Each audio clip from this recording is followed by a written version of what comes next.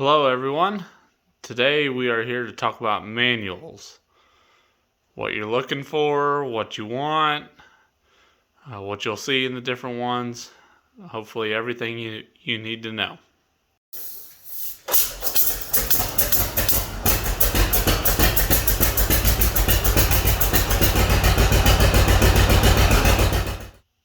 So I'll start off by saying, and I'll go through these kind of in order here. You've got your operator's manual, you've got your IT manual, and you have service manuals. I'll talk more about what this binder is here in a minute. Then parts manual, I should say. So what I'm talking about here today is more of kind of what I'm familiar with, the A, the B, and the G. And I'm not sure, there's the comparable manuals for the later, numbered series and things like that. So hopefully this will be informational for you. So I'm doing this video because I see a lot of questions online sometimes. Hey, I'm new to this, what manuals should I get and things like that.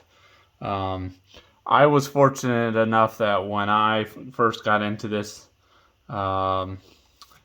I had, to give you a little background, I guess, I had bought the IT manual, and I went through it and it seemed like, okay, it provides some good information, but I expected a lot more. And then talking with somebody that works on 2 cylinders and things like that, he said, yeah, the IT manual, it'll tell you enough to get you in trouble. And he said, go and get the John Deere service manuals. And that's eventually what I did, and best decision I ever made.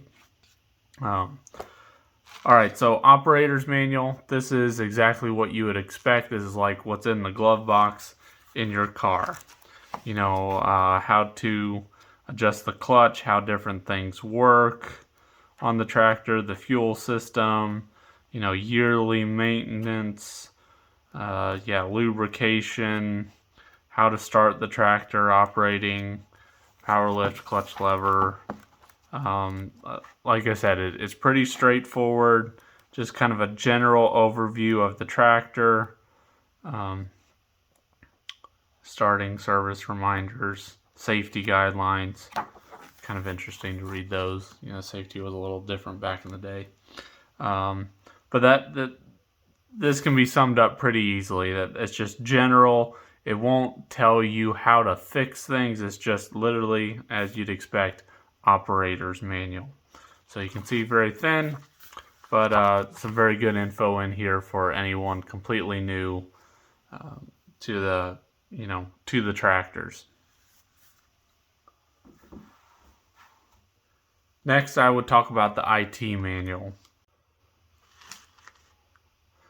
So for the IT manual, I would classify this as something where someone is familiar enough with these tractors that maybe they need a brief introduction, or maybe they're not quite familiar with all components and things like that. But if you're new, I definitely would not recommend this because it can get you in trouble. So the beginning of this, provides a little bit of an overview. You have a lot of key information on the different when I say A to H, it'll be the A, the B, D, G, H, because this manual lumps all of them typically into one section. Talking about different sizes and capacities, like your differential oil, crankcase, cooling system, crankshaft end play, piston pin diameters, valve stem diameters, what at the time the correct carburetor was for some of these, lag angle for the magneto, various things like that. And then it goes into sections on the various components and systems. Like I said, it's very brief to provide a good example. So I mean, the whole steering system is a matter of about 5 pages. And I'll provide a couple examples here in a minute, kind of contrasting this versus the service manual from John Deere. But it does have some parts illustrations. It doesn't, identify every component and piece. Provide some good illustrations. It's good advice, but overall, I would not rely on this. Again, if you were completely new, I'll just quit saying that, and we'll move on to the service manual, and then I'll highlight, an example or difference.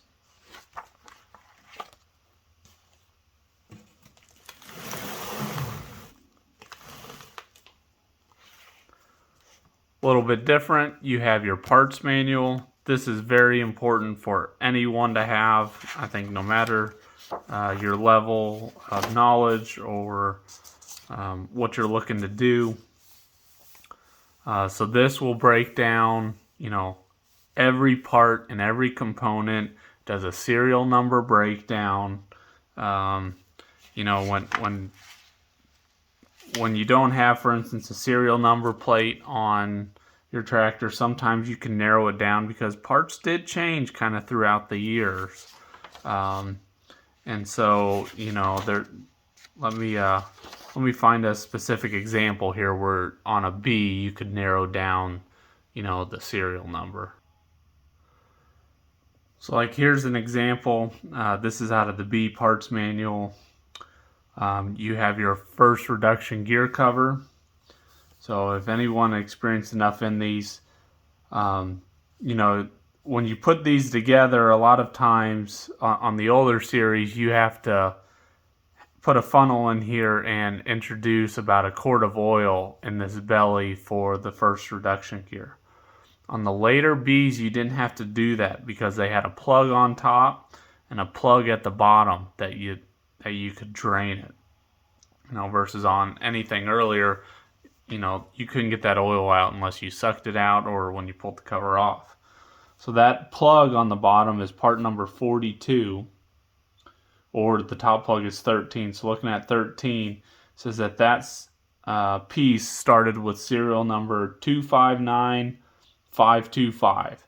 So if you've got that plug on your tractor, for it to be at least original, the serial number should be that number or above. And again, that's just one good example of where things kind of changed a little bit. Here's part, what number is this? 8 and 9.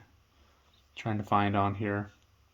Okay, so the cap changed a little bit. So this cap number 8 was used from 201000, which was when they changed styles in mid-2000, to part number or serial number 294486. So there's a chance that you could have a tractor without these plugs, right? Which started at, you could have a tractor with that plug, but without that updated filler cap, and you would know you would have a tractor somewhere within those about 40,000 number of tractors production that was made. So just a way to narrow down sometimes what's on your tractor is just looking at the parts on it. But yeah, highly recommend this. I mean, it's essential. Anytime I assemble things, I'll look at it and make sure, of course, I got all of my parts and pieces that go through, all of your generator breaks down, your carburetors, every single component on this tractor. And it even has additional components. Let me get to it. This is a good example. So back in the day, you could get gasket kits. So it presents those. Here's like a parts diagram for the hydraulic cylinders that were used with the tractors. So like this is for, a B cylinder, the hanger and everything. This is the live hydraulic pump kit, so it has the parts for all of that. Okay, now for the big kahuna. So this here is the John Deere service manual that was used by dealers. You can see how much thicker, hopefully this is, compared to like the INT manual. So something I should bring up is this is a service manual for the B tractors. Now, my opinion is, well, I guess first off, they never made a detailed service manual like this for the A's or the G's. I'm not sure about the D or the H. However, regardless of whether you are working on especially an A or a G, I would highly, highly recommend getting this B service manual. And why that is because really the A, the B, and the G are primarily just different sizes of each other. The components are pretty well the same, that the principles of taking them apart, putting them back together, inspecting them are all the same. I'm sure there's some few exceptions in there, but say for any component that you were going to take apart on an A or a G, if you read through the corresponding section of this manual, it would probably tell you everything you need to know. Maybe a nuance here that may be a subtle difference, but everything you need to know to do that. So again, even if you have a different tractor other than the B, I highly recommend this. And this gets down to such detail. It is incredible. And I feel, this was John Deere's way of making sure that, when they had a mechanic in the shop, I don't really think it mattered on the experience he had or anything, that if you followed the manual, you could do just about anything. And so that is why, anyone new to this, I totally recommend this manual. I joke to people, it'll tell you how to do everything. It just won't tell you when to stop and take a pee break. Because it's just absolutely phenomenal. So it has an initial section on lubrication, but let's just go to an example here of cylinder block removal. And the nice thing about this is it will break this down into two sections for both so this manual covers the mid-style tractors. I should say it starts with 96,000 and up all the way to end of production, but it breaks it down into 96,000 to 201,000 and then sections for the 2001 and up. So here's an example talking about the cylinder block removal. Here's tractors 200,001 and up. I'll just, rather than saying that over and over, I'll say 201 and up. It talks about, how to pull it out. Because like this, to get that block out, sometimes you got to twist it out a little interesting. And so it'll say like, move the block forward and turn it to the position shown. Now turn the block as shown like this in this picture. It's hard to get the full manual on camera here.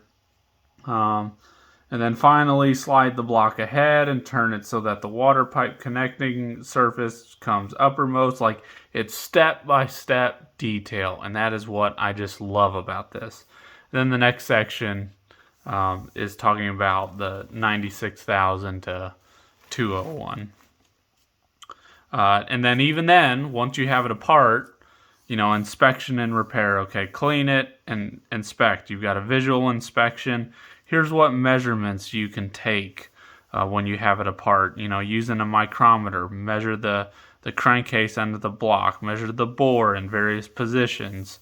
Okay, you need to do a repair. Well, cracked blocks can be repaired. It tells you kind of how to repair it. And then ultimately, how to install it again. So there was a couple pages just on removing the block and what to remove and what to inspect on it.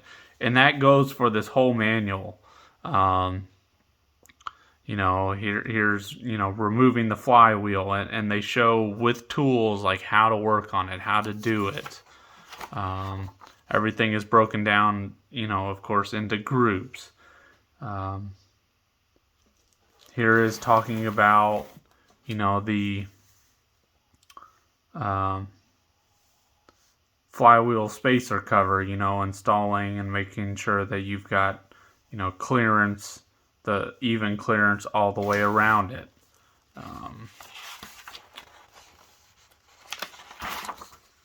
Here's an example of, I think, installing the, you know, your camshaft and everything, which is very important to get the timing. Talks about the timing. It even shows here how you set up your dial gauge in order to, you know, read the end play for adjustment of the bearings, things like that. I mean, I cannot stress enough the level of detail that this manual goes into and how helpful that is for a new person or even an experienced person. You know, you never know what you will learn by going through this.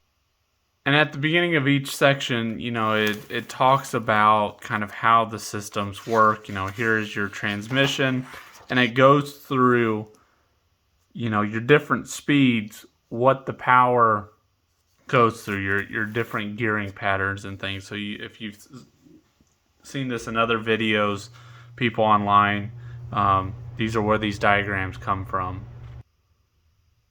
Okay, so before I talk about a few other manuals that are more specific, I wanted to bring up an example and the difference between the I&T manual and the actual service manual. So let's talk about the clutch and belt pulley, okay? So the I&T manual has this general section that talks about adjustment of the clutch. And then you go to this page and it talks about R&R and overhaul clutch discs. So in talking about removing the pulley, or excuse me, removing the clutch driver, and it never really says it in the description, it just talks about removing it. It shows this picture of removing the clutch driver and says using 2 1/2-inch bolts to remove Series A clutch drive disc. The same procedure can be used on Series B and G. Not true. So with the later style of the B, you cannot use this method. You will just strip out the holes in the clutch driver. The clutch driver is totally different. The I&T manual does not separate that. And so I know this as a good, a prime example that when I first got my B, this was the only manual I had at that time, and I couldn't figure out why that wasn't coming off, because this was absolutely telling me the wrong thing. And maybe this is one of the few examples, but I mean, considering that this is all it tells you to remove it, just some parts diagrams and things. I mean, it does talk about something different for the H. It's just not very in-depth or detailed. And then here it talks about, you know, overhaul of the pulley and different things, but it's also very short. Now, in contrast, so here's Group 10 pulley and clutch in the service manual, and talking about removal to 201 and up. You know, it talks about removing the clutch facings only, and then it even gets into like these 2 pages. You've removed the pulley, and it tells you how to separate, you know, the gear on there. It talks about what to measure inside the pulley to see if that bushing is worn. I mean various things, and this is just for inspection and everything of the pulley. Here is like, you know, measuring crankshaft wear and things like that. So here is a difference where it says for removing the drive disc for 201 and up, it says to use a puller. I use something a little bit different than this actually. I don't like pulling on that gear there. There's 2 threaded holes in the drive disc that you can thread to and then use to pull off of that. But in essence, my point is this is totally different. You aren't using, 2 bolts that just press on the back side and pop it off. It's completely different.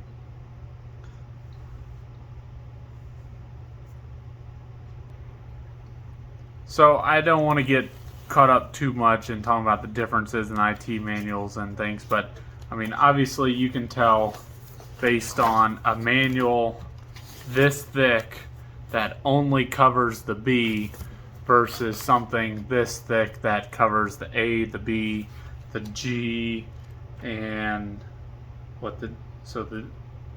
I think the H and the MT. So drastic difference in that. Alright, so there's a couple more manuals that I just want to briefly discuss that I honestly don't have too much experience with them. I haven't used them, but they came as part of this package that I bought. So here's John Deere Electrical Systems Manual. This is applicable to, the magnetos, circuitry on the tractors. Does it say on the front?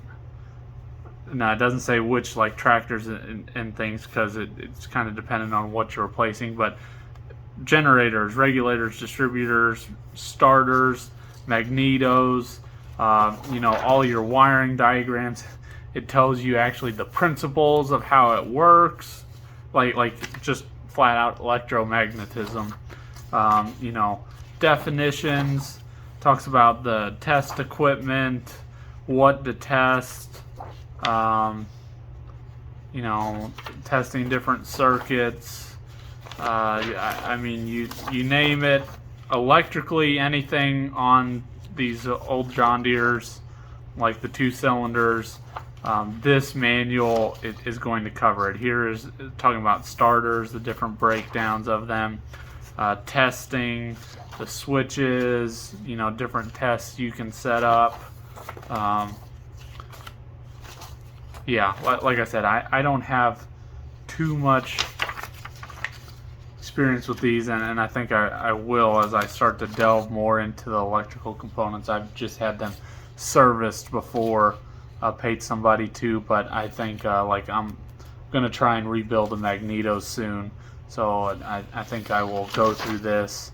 It talks about adjusting the points, checking the rotor cap, things like that. So if you don't know your way around electrical components, this could be very beneficial to have.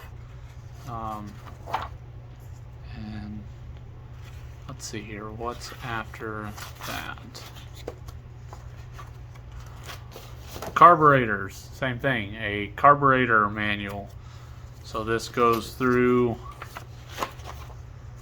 all of your carburetors at the time. Let me look in the... Let me see if this covers duplex carburetors. Alright, so here's a list of all of the carburetors it services. Your Zeniths. Dual induction, LP carburetors, everything. So again, I won't. Yeah, right here's your duplex carburetors. Component breakdowns, which again are in the parts manuals, but here they talk about how to take them apart, how to test them. Here's adjusting screw settings. Again, it's just going through. This is for a different series of carburetors. It's everything you could probably need to know. Here's the workings of the carburetor, how it works for this series. Again, if you're going to delve into this, it may be really good to have. And me personally, I think I will get more into this as I begin to rebuild carburetors myself, or at least attempt to.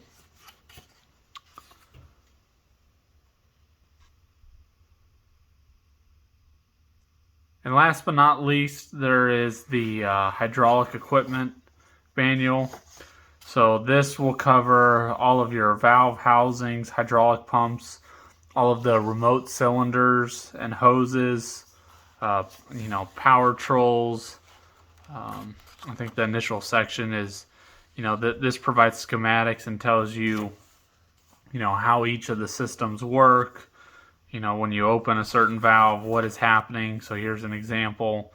So here's rock shaft raise. So here's the flow of hydraulic fluid or oil in the hydraulic raise. And then here's rock shaft lowering, and you can see how everything changes in the diagram. So power lift. Again, it's talking about various components, how to inspect. It's kind of the same old as the other manuals, but specifically on your power trolls and power lifts. I haven't worked in depth on the hydraulics yet, so of course I had that video a few weeks ago about changing the handle out on my G. I think I did consult this when I redid the the piston and everything on my B. When I came to the G, it was the same thing. It talks about installing the end here against the spring. You want to put a little bit of tension on that. So this even covers RH 50, 60. So it is applicable to a little bit more than just the letter series. But it could be very good information. Here's governor-driven pumps. That's for the H tractor. Boy, I bet that's a rare piece. Specs. So these are, power shaft-driven pumps, various dimensions of the gears and bushings and things like that in it. Relief valve pressures. Just you name it. Here's your double acting cylinders. So the parts diagrams had these in there, but this will specifically talk about how to service, how to replace, and do things like that. So I have one or two of these that I want to rebuild. I was hoping to do it last year and just never got to it. So this manual will be handy for that. All right, I guess last thing, so I normally don't promote where I buy things at, but most of these manuals, except the INT manual, came from Peaceful Creek manuals. I'm only telling you them because, when you buy this from them, you're not buying, a specific, how should I put it? They're just printing these manuals. These are true John Deere manuals. They're reprints. I got this binder when I bought it off of Peaceful Creek, and that came with all of these manuals, being the hydraulic, the carburetor, the electrical, the B service manual, and the parts diagram. That all came in this binder. It was pretty expensive at the time, but you know what? It has been invaluable. The operator's manual, I think I also got from there. I mean, they're reprints. This has a blue bar on it from how it was printed. But as far as I know, it's going to be much cheaper to go through somewhere like that. Compared to, you can still go to John Deere and get these, and I can't imagine what you will pay for them. Lastly, the parts diagram. You can get these free. So when you go on John Deere's parts website, it'll have these pages that you can look up. However, if you go to any of the or some of the Facebook groups, such as the John Deere B Facebook group, I think on the 2-cylinder Facebook group, things like that. If you go under the Files tab, you can find the parts manuals. So The B, I just know off the top of my head anymore, is PC 330. The A is PC 675. And the G, of course, now I don't remember it. But I forget what the G is. It's on my phone, but I'm using that to record this. You can find them under the Files tab of the Facebook groups for free. I've made sure that they're uploaded in various pages like that. Sometimes, like on the 2-cylinder page, there's a lot of files to go through. So specifically look for this number or PC number. It may not be specifically labeled like parts catalog or something, but that is how you can look it up and identify which one it is. So this manual is kind of dirty because when I was restoring my B, I was using it kind of when my hands were dirty. And I used it at times, rather than to get it dirty, I made copies of pages so that I could handle them. And I was putting it back together. Like here was when I was doing the transmission on it. I was marking down the various bearing numbers because these were number equivalents to the John Deere number, because there is a bearing conversion kit out there, or list out there. If you Google like John Deere bearing conversion, it'll bring up, if you ever have a John Deere part number you can't find a bearing for, it's typically much cheaper to find the conversion. So like JD 7395R is the countershaft roller cone. It's the same as like a Timken 25580, things like that. So you may not be able to find that John Deere number, or it's as expensive as all get out from John Deere. If you find the Timken number, you might be able to find it much cheaper. So, all right, guys, I know this wasn't the most exciting video, but hopefully, if you lasted this long, you've learned something. Yeah, let me know what you guys use. Let me know your thoughts